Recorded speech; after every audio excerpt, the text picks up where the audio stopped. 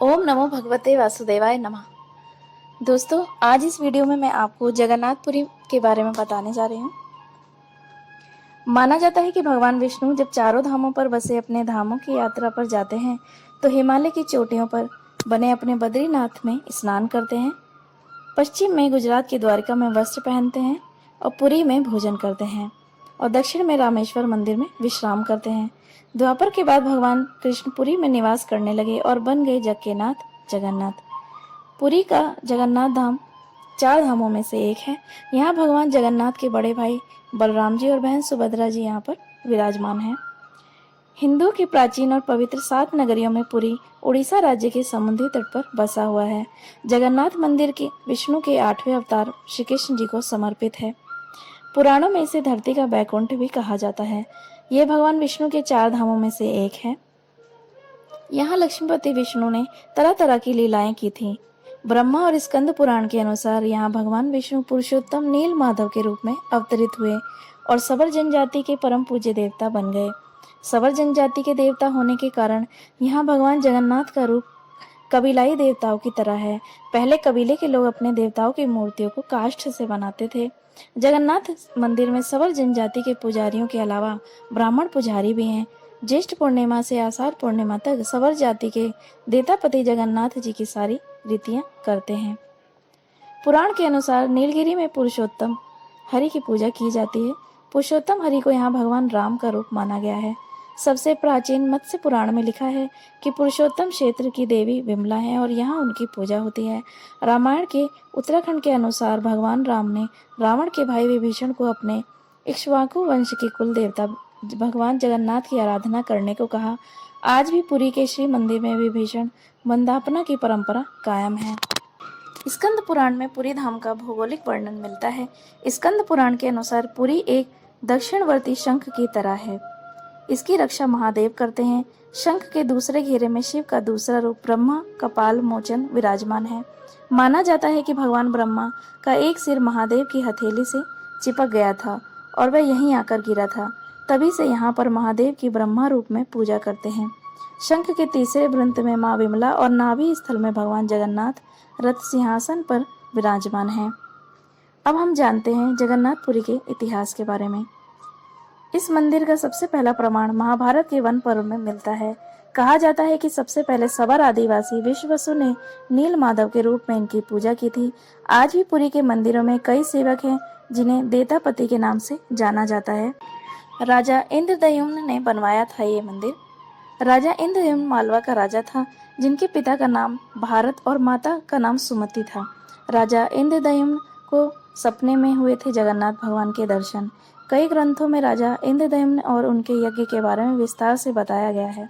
उन्होंने यहाँ कई यज्ञ करवाए थे और यहाँ पर एक सरोवर भी बनवाया था।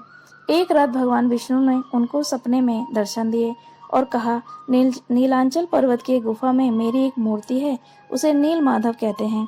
तुम एक मंदिर बनवाकर उसमें मेरी ये मूर्ति स्थापित कर दो। राजा ने अपने सेवकों को नीलांचल पर्वत की खोज में भेजा। उसमें से एक था ब्राह्मण विद्यापति।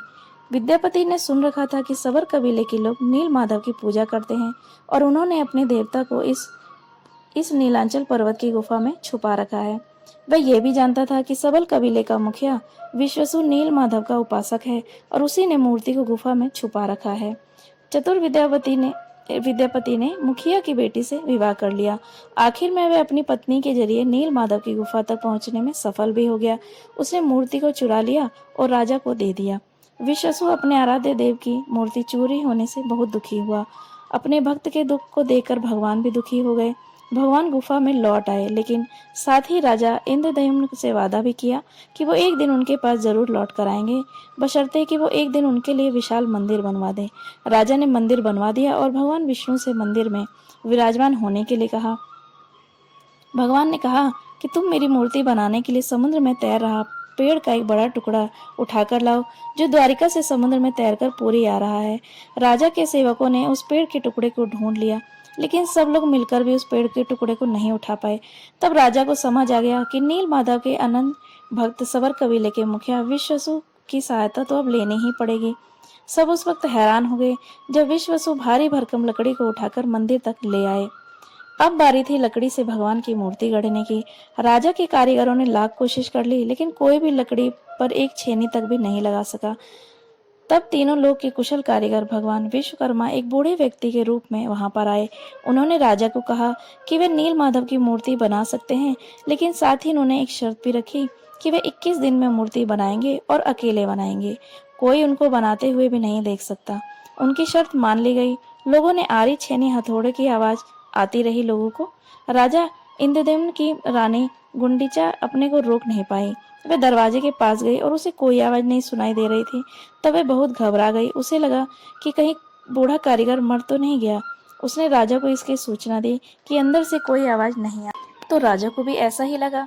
सभी शर्तों और चेतावनियों को दरकिनार करते हुए राजा ने कमरे का दरवाजा खोलने का आदेश दे दिया। जैसे ही कमरा खोला गया तो बूढ़ा व्यक्ति गायब था। उसमें 3 अधूरी मूर्तियां पड़ी मिली।